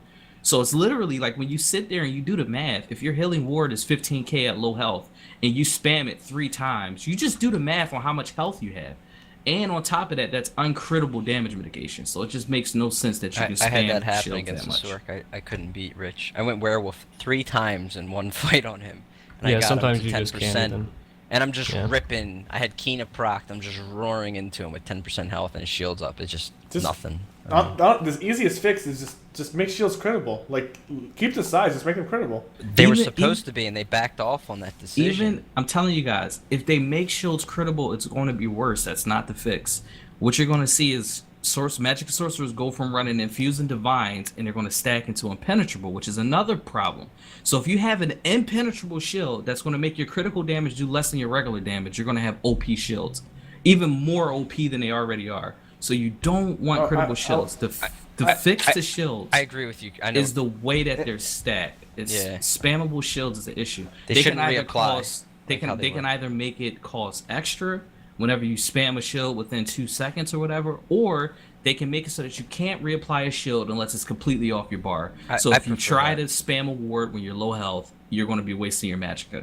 Done. I think they should go back to that. That's how it used to be, man. Because the only problem with it was like screwing up the UI, you know? Like people couldn't see which shield they Yeah. had and what was stacking. If they could make that clearly distinguishable on the UI, I think that would be the best way to do it. Because you'd have some choices. Like when you have a hardened ward and you have like a 15k hardened ward or whatever, and you lose 12k, you have 3k of it, you have to be aware. Like, I'm going to lose 3k and then I'm going to take, you know, whatever mitigation after that. Unmitigated usually, but whatever. I mean, I think that's the best solution, going back to how it was, but I don't know. They've really shied away from touching shields and how they work. They just put in shield breaker and called it a day. I wouldn't shields. do the reduction. It's about I mean, time. I wouldn't do the what you suggested just because like when I'm fighting against a sorcerer, how I kill them is I lower their shield to as low as possible before I notice that they refresh it. So like I study like when they refresh it. Usually some sorts who are really defensive will refresh it immediately. Some sorts will refresh it just as it's about to go out. And if you time it right, you get their shields low enough, you can pretty much one shot them with a combo. Like because if a sword without their shields, they're pretty much dead if they don't put their shields back up instantly. So I think being able to recast your shield is necessary, especially with how high the damage is currently. Like burst damage against unmitigated targets or people who are not using one-handed shield or like reactive armor is pretty high. So honestly, I think just the simple thing would just make it critical, and at that point, like even like so you make it critical, and then you look at impen. I think impen needs to be looked at. I haven't really jumped on the impen bandwagon, but I've seen some statistics, and you're taking a 6K crit and you're reducing that to 4K. I think if you're running a full impen set. Correct me if I'm wrong. Fergus, have you looked into the numbers on Impen impen? is very strong, yeah. So yeah, there's different ways you can run it between full impen and partial into CP, but yeah, you can pretty much cut crits out because of it. And you have to as a stem build against strong magic burst. But like I think impen needs to be looked at. Like that's some serious mitigation that you're stacking. But then at the same time, you got to look at magic detonation. It's doing too much single target damage. It's still doing too much single target damage. So they both need to be addressed. The other thing is I don't think all the armor sets work very well. Like I don't think heavy armor scales very well. After testing heavy armor, man, it sucks. So that's why I want. Do you want to get back on the topic that we started on? I don't even know what it was. I've gone werewolf, bro, with 40k here's armor. My opinion. It sucks. I know, no, heavy sucks, and it breaks my heart because I used to run heavy since beta. This is and I switched over it with Orsinium. I finally made the switch to medium armor, and it makes me sad because I wish heavy armor was good. I really wish heavy armor was a part of this game, but it's not. Let's be honest. I can tank PvE in medium armor and just with a PvP DPS build and do fine. So it's kind of a joke. Heavy armor, it's made of metal. Why the hell is it not tanky as hell? Like, you're kidding me. I'm wearing cow skin, and I'm almost as tanky, 75% as tanky as someone who's wearing steel. Are you steel? Like, that doesn't make any sense. So that to me, whenever they made the change where medium armor was 75% of the armor as heavy armor, that just I never understood it. I've never understood it. Still don't understand it. And then when you look at the passives, it's like, why would I run heavy armor? Like you're kidding, right? Why would I do that? Health recovery, man.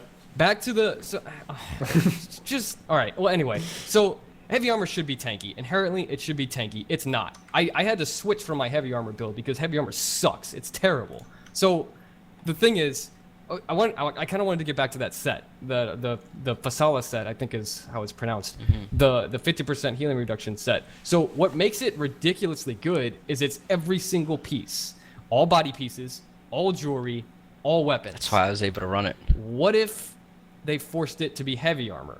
What if it was just armor and it was only heavy? That makes sense to me. That would make me want to run heavy again. Because right now I look at that set and I'm like, damn, I can put that set on a medium armor build. Damn, like it's really strong. Yeah, I didn't run it on a medium. I actually ran it on a heavy, Lefty, because I did too. Yeah, the werewolf build I run is with reactive. I just go full defense. People can't kill me. I go werewolf with that set, and they have no way to heal. And I just, you're pretty offensive still at that point. Right.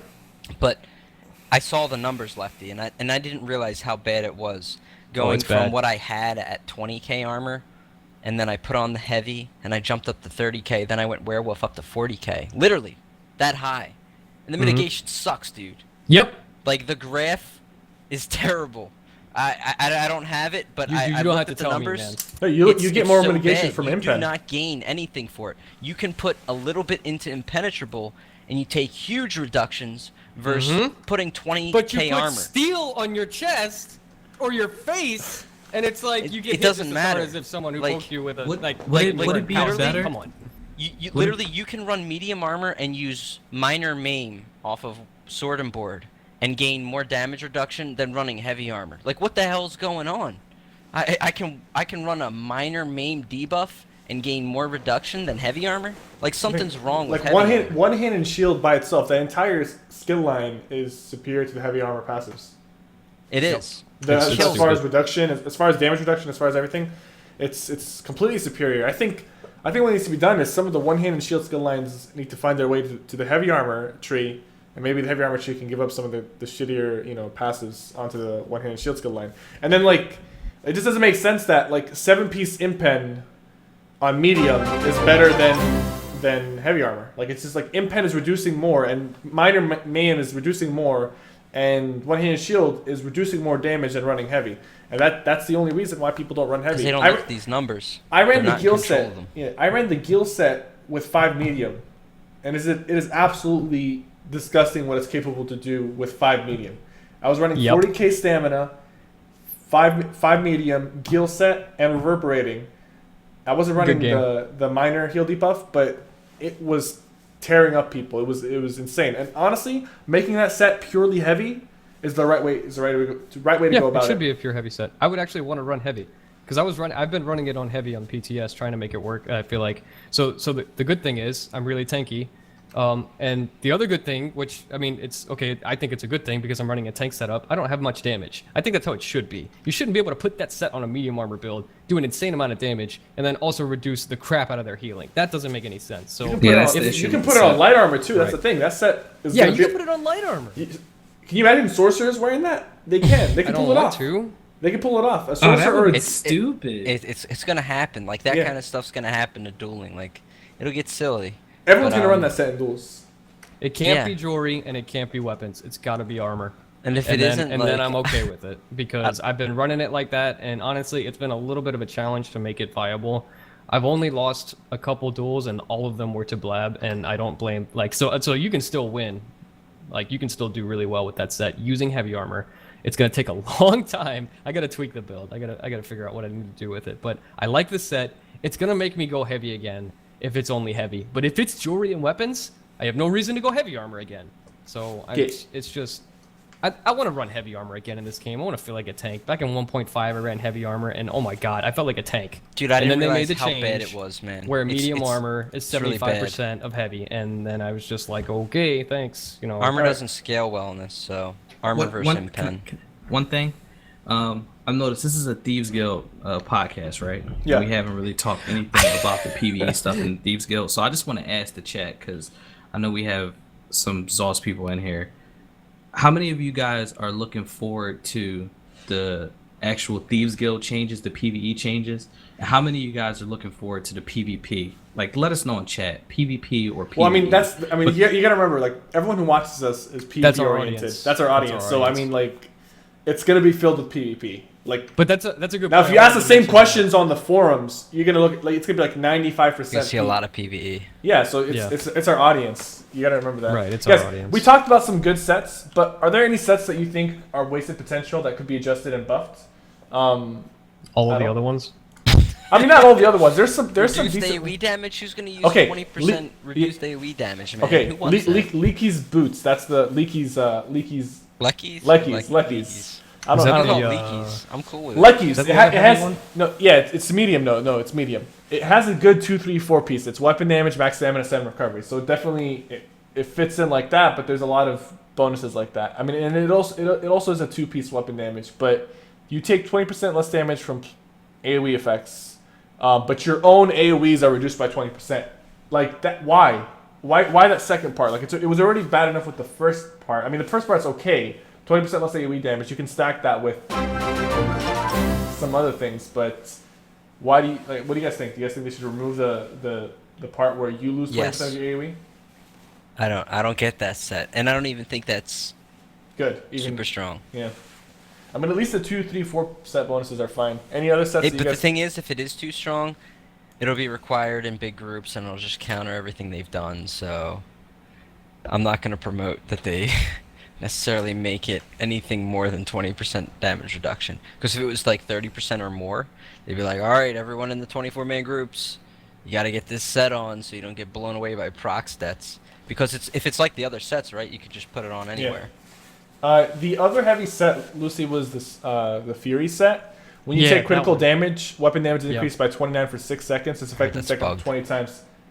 It's bugged. It's bugged. Oh. I haven't tested it. I haven't tested People it yet. said it procs off everything, like every crit heal tick or something. Oh, You're never- God. Well, I I mean, think, it's see, like I how wanted it's to supposed to test be. it to see if it Is- worked like isn't that, that- like, isn't like that how it's vigor heal supposed to crits and stuff like that. People PM me at least. I don't know. I didn't test it though. So you I can just won't say. spam vigor, spam No, vigor, it says- spam but vigor. it You're says not in when a you fight, take spam critical vigor, spam damage. vigor, and then enter a fight. And I you don't know have how they 600 stack something. either. Like, do they fade after Is every it- 6 seconds or protect? Yeah, Is it's it something- fade or does it keep like refreshing? I think Does it's it a refresh I think it's a the- refresh. the I That's think what it I should mean, be a yeah. refresh because if it Right. faded, it would be too weak. But the Yeah. thing is, like, even No. its max amount, I think it was 20 stacks. I forget what it was. Max amount is like 600 something. I don't even think it was 600. That was the thing. I thought it was like 400 something or low 500s. And I was It's thinking 29. five- it can- 30 times it's 20, it's 29. It 600. can stack by 20. like I yeah, would think so- it would be higher than Ravagers if you maxed out those, right? Like you would go in and you would eat up 20 crits, right? You're eating crits basically. You have to eat 20 crits to get max potential. You think the damage would be higher than anything else, like Ravager or something. It's like, all right, you ate 20 crits, man, you're good to go. Let it rip. But I don't know.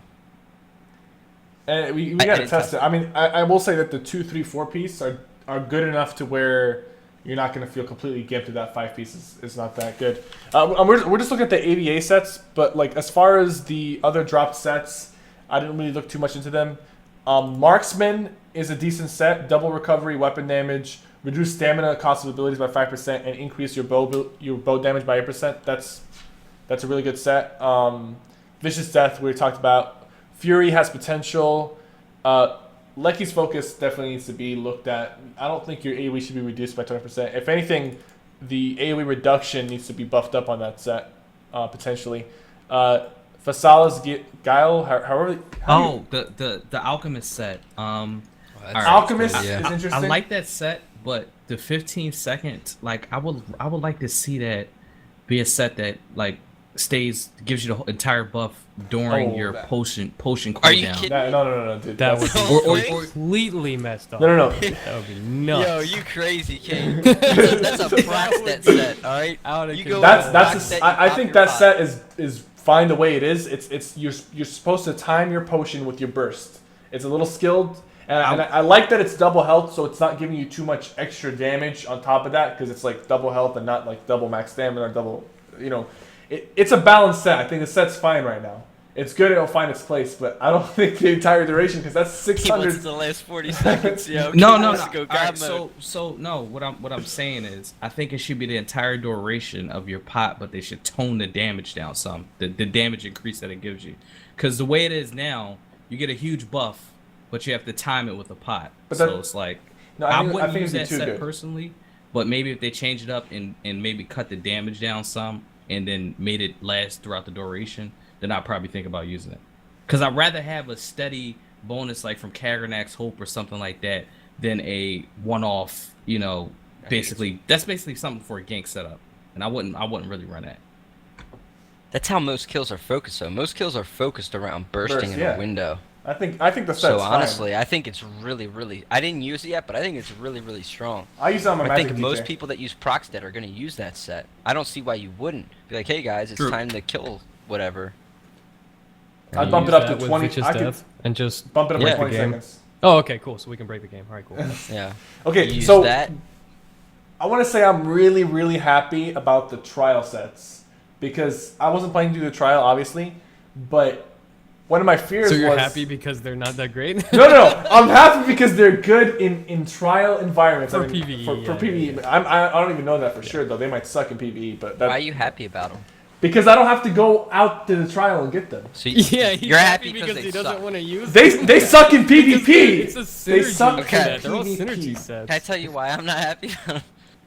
Why? Because of wasted potential. I'm happy. I don't have to buy the DLC. I think it's screwed up that they're only in the Thieves Guild, man. That they're just selling Thieves Guild, so people go there and get them. I think it's. I'll tell you what I'm really unhappy about with this patch. Okay. I think it's not right that they didn't level up the other trials. They didn't level up. That's the business, other- man. That's business. That's It is. It is.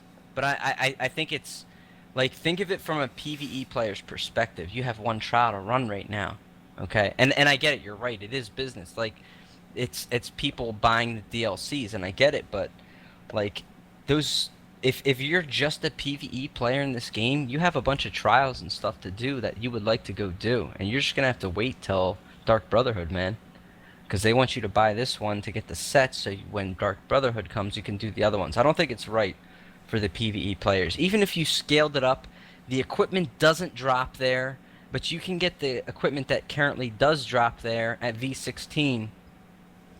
I'm not even talking about the PvP players here. I'm talking about the PvE players, the people that only do PvE. I think it's messed up for them that they only have one trial. I don't know why everything's not scaled up to V16 right now. I think it's Dragon really Star messed Arena, up. Dragon Star Arena needs to be scaled up. I think. That's... Exactly. Like, see, you say that because you want the master weapons. I get it, Cypher. Okay. Now, if you're just a PvE player, you want to go to Sanctum and say, "Hey, I got the whatever set at V16."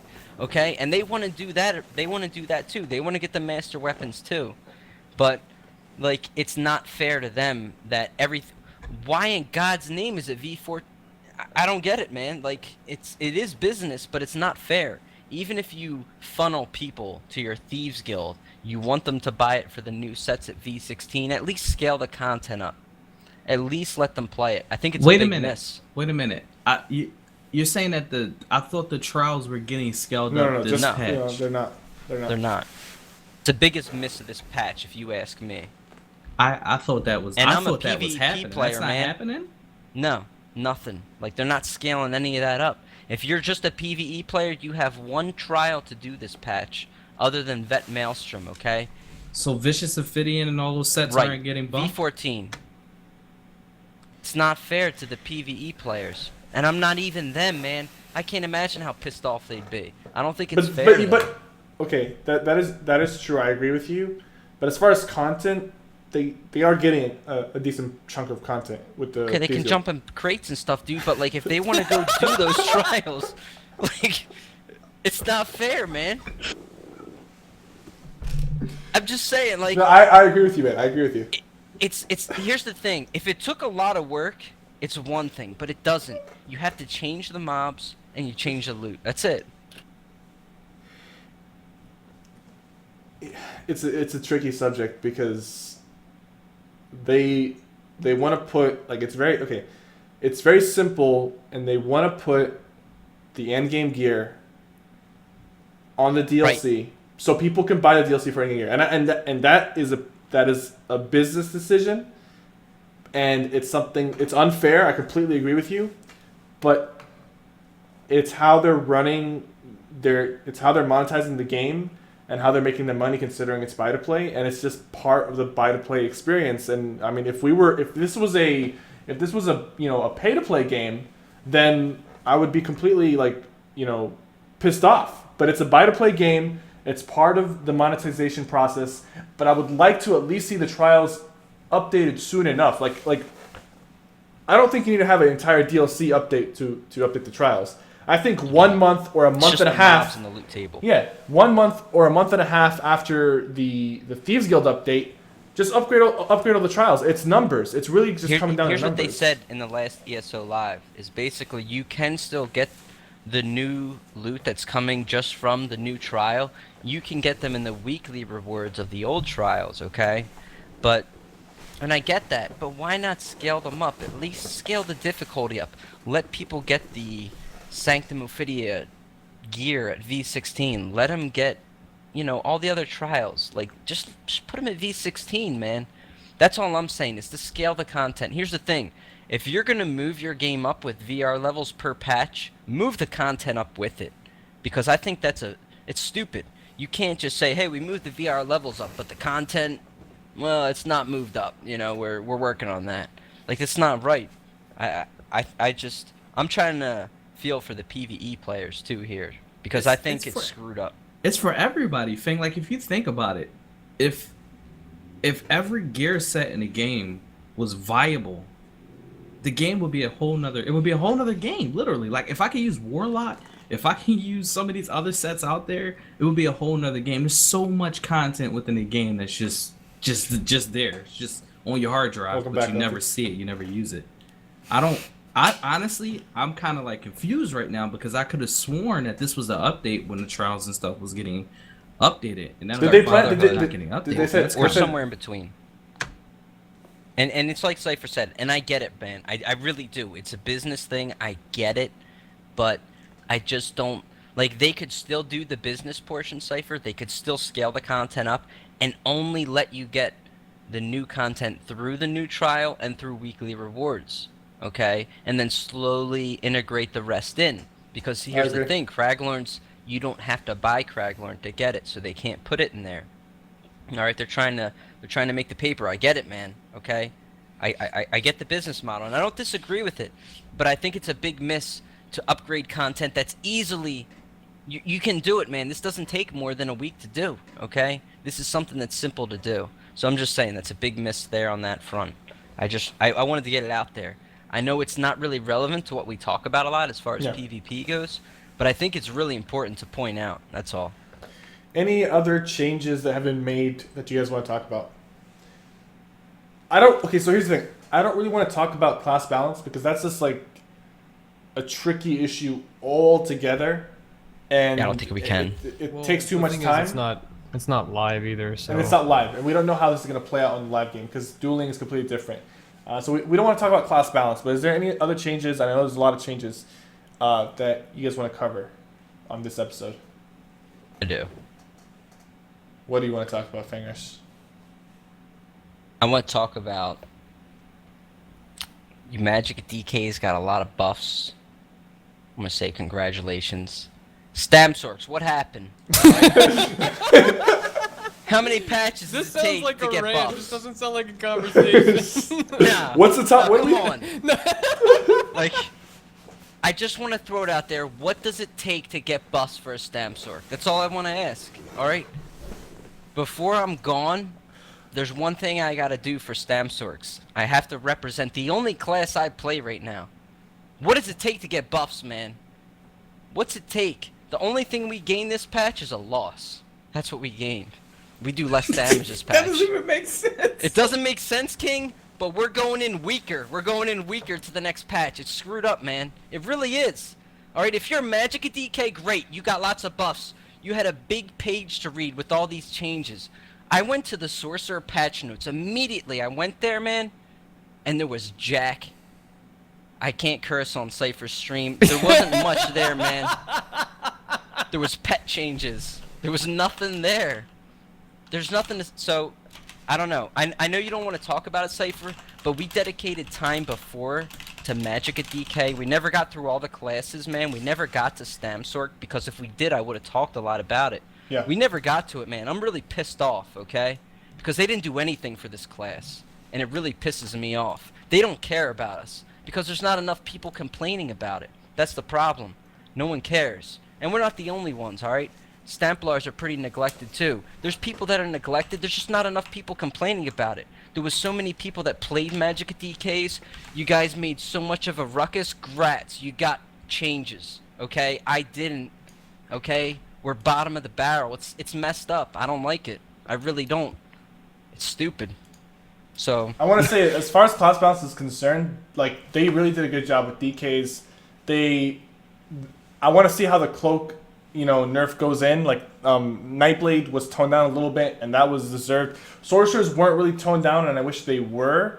Stamsorks, you guys still need help. Stam Templars still need help. Magic Templars, I think, are in a better spot. So they hit a lot of the aspects, but they neglected Stamsork. I understand your frustration, and I really hope that they look into that. But is there any other topics aside from class balance that you guys want to talk about? Anali, no, don't put it in sub mode. Don't put it in sub mode. Guys, I just want to say, I want to say, as far as the chat goes, guys, we are trying really hard, and we have been, to make this podcast a lot more constructive, less rage, less ranting, and we've done a great job with that. And if we want our voices to be heard, we have to go through a constructive way of doing things. The chat can get rowdy and stuff like that. I know you guys are passionate about the game, but I just want to remind you guys that out of respect to us, out of respect to you, and the developers of the game, just tone it down, keep it cool. We all play this game, and we all have a passion for this game. We want it to be successful, but we can't do it in a aggressive and unorganized manner. So I appreciate you guys for showing up, and I appreciate the support you guys have been showing, each of us individually and as a group. But just be respectful to the streamers and be respectful to yourself and to the developers. Thank you guys. So is there any topics that we want to talk about aside from class balance? Any major topics that have been put in to the game aside from class balance?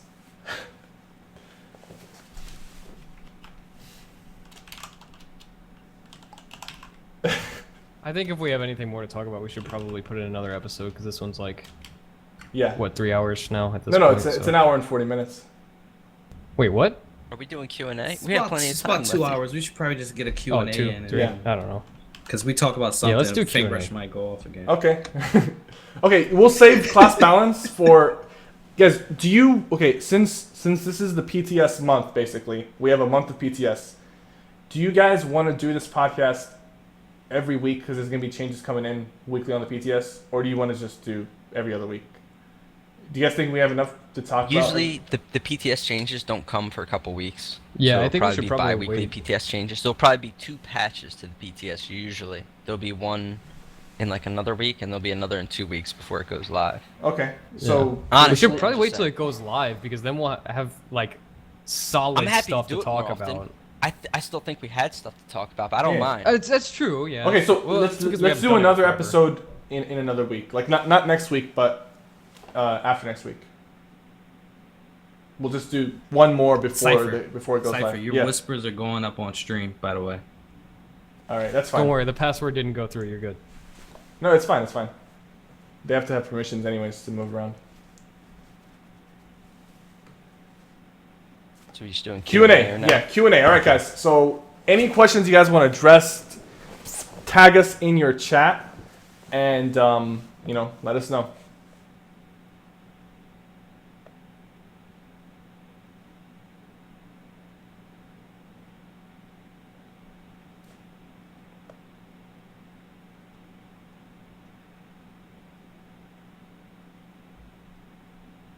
Meteor What's reflect. Meteor reflect. How do you guys feel about meteor not being reflectable? I had more meteors reflected than I like to care to mention. I don't know why they removed that. Why? I don't get it. I'm not I- sure why either. I- Because it was a skilled choice you had to kinda weird. make. Am I targeting a Yeah. DK? Am I targeting a sword and board guy? I don't agree with it. yeah, I- I think it's just weird. I think Now I you can think just throw them out without caring. I don't like that change. I think meteors should be reflectable because here's the thing: you either get one or the other. Meteor. One sec. Deathstrike donated $10. He says, "I'm a hardcore PvP and PvE player. We get nothing for PvE. All I've done in 1 to 2 hours, and I'll be done for 3 months. Again, not enough content for PvE." And I agree on that, and Fangrush definitely agrees on that. And I'm pretty sure the other guys as well. You need to scale up the content so you can keep things interesting and give people a variety of things to do. But as far as meteors are concerned, guys, meteor is currently undodgeable, right? So you either make it unreflectable but dodgeable, or reflectable but not dodgeable. You can't make it unreflectable and undodgeable because then it just overperforms and it's just like the skill level is just really minimal on that ability. If you're gonna make it unreflectable, sure, make it dodgeable. That way, at least people have the opportunity to dodge the meteor. Right now, meteor is not dodgeable or reflectable. Personally, as a player, if I'm gonna use meteor, I'd rather have a meteor that's undodgeable than reflectable because at least that way I can choose my targets and time it properly. It was a really strong ultimate, even though it was reflectable. It was a really strong ultimate because it was undodgeable. So I I don't know, man. You either gotta I- make it unreflectable or undodgeable. You can't have both. I 100% with you, Cypher. And like the slow effect that you can get off it as well. Because if you put pressure on right as that ult's hitting and right after, it's very difficult even to just purge that off. You're put under a lot of pressure. Because in the same sense that Det is a delayed skill, you can queue up damage with your ultimate as a meteor. Whereas Dawnbreaker's an instant one. You can put people under pressure, drop the meteor, and then really move in for the closer, which is how I played Stamsork a lot of the ways. So I'm very familiar with meteor. I've always used it. And I don't know why it's reflectable, or not reflectable anymore. because, like you said, it's not dodgeable. I'd use it a lot on Nightblades that I could reveal. And it was really good against certain classes, and then when I was fighting a Dragon Knight, I wouldn't use it. Or if I was fighting a Templar with Sword and Board, I'd be careful about which ones I used it against. Now you don't have to, man. You can just throw it anywhere you want. So I don't like that. Okay, a lot of questions about two things, and they kind of connect. Nightblades, the cloak nerf, and then Mage Light buff, and Radiant Light buff. Inner Light and Radiant. What do you guys think about that? Do you think the Nightblade cloak deserved to be nerfed? I don't think it got nerfed. I think they changed it, but I don't think they meant to nerf it. I think the change just whatever they changed, it's definitely not working as good as it was on live. But I don't think I want to show nerf it. I think we just need to give them positive feedback and try to point them in the right direction. Because right now, I mean, I don't think you're supposed to get knocked out of cloak from a crit rush or anything like that, but you are. Yeah, so I want to show. Fix whatever they changed. I want to show something. I like the change though, because if you think about it, Nightblades just completely counter some builds just with cloak, like Magicka, Stamina, DKs, any dots, you just cloak and purge them. Even Dawnbreakers, you just cloak it. I want to say, as far as the Nightblade cloak nerf, right? I am all for the nerf, right? I'm all for the nerf because Nightblade need to be toned down, but you can't nerf it before you fix things that pull Nightblades out of cloak, like single target abilities. I'm going to show a clip really quickly right here during one of my fights earlier on the PTS, and I was brought out of stealth. I was brought out of stealth 3 times with single target abilities. I don't know if I still have the clip right here. It should be right here. Hold up. I was brought out of stealth 3 times from single target abilities that I think you know what? I actually don't think I have the clip anymore. But the point is, there's too many abilities that pull Nightblades out of stealth, like single target abilities, light attacks, lava whips, anything with somewhat of a delay on the cast will pull Nightblades out of stealth, and that needs to be adjusted before they nerf cloak. But besides cloak, on top of that, Mage Light was buffed tremendously, and Radiant Mage Light as well. You cannot get ganked if you have Radiant on your bar because it passively reduces all stealth damage by 50%. What do you guys think about that? Do you think we should wait and see how it turns out, or do you think it was a little too much? Because I know Mage Light right now, if it pulls a Nightblade out of stealth, they can't go back into stealth for 5 seconds after being pulled out. I think the issue with Mage Light is I don't have a problem with it pulling Nightblades out of stealth. I mean, that's what Radiant Mage Light should do. However, a lot of builds won't run Radiant Mage Light because they used to wouldn't run it because it wasn't much of a benefit for running it. Now they changed it and you can get that Empower bonus. So now you're going to see Stamina and Magic builds running Radiant Mage Light. And that's where the problem comes in, is when you make it beneficial for everybody to run this ability. So that's just like a direct counter and everybody's going to be running it. So I think what they need to do is go back and remove that Empower bonus from Radiant Mage Light, and then you'll only see people using it who want to just particularly counter Nightblades, and not just everybody, because you can get the Empower bonus from stealth or whatever the case is. So someone asked me a question about heavy armor, what buffs I would like to see to it. I'm not going to say I have all the answers, but I just want to be able to feel like a tank when I wear heavy armor, because when I wear heavy armor, I feel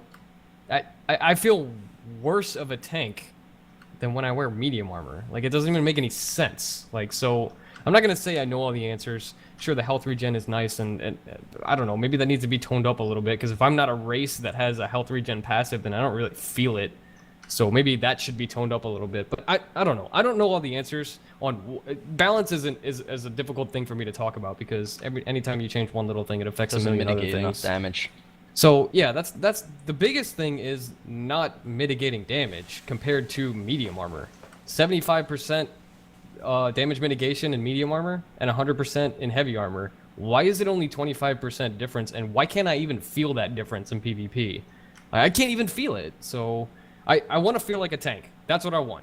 However they do it, I don't care. Make me tanky when I put steel on my face. That's all I want. Steel. All right. So somebody asked a question. I'm gonna morph this question. I'm sorry, but Morphin it. basically, somebody mentioned something about the 25% damage increase to Crystal Blast, which is the morph of crystal fragments that Oh, nobody don't get me is started. ever going to use. However, this question is getting morphed into a question for the developers. Can we start getting some usefulness out of abilities? Because Sorcerer's got some changes. Like, you look at the list, it's a long list. You go down it, and everything is for pets. And then every pet change still won't make me want to use pets. And it's like this with a lot of classes. There's a lot of changes that go in, and the ability is still useless. So Crystal Blast is definitely one of those abilities. I want to see some more usefulness out of abilities, because right now, as a Magic Usurp, which is what I mean, there's only one setup for my ability bars, and that's Daedric Minefield, Streak. You guys know the rest. Like, it's the same thing. I don't have a choice in changing anything up, because in that class skill line, there's nothing there. I want to see some better morphs, man. These morphs are ridiculous. Like, there's no way I'm using the pets. There's no way I'm using Crystal Blast. I don't even know why that was buff. So it's like, Crystal Blast is Yeah. in the stamina morph that Fenglish wanted. It was could probably be Yeah, buff yeah. because no you one know, used it. It is.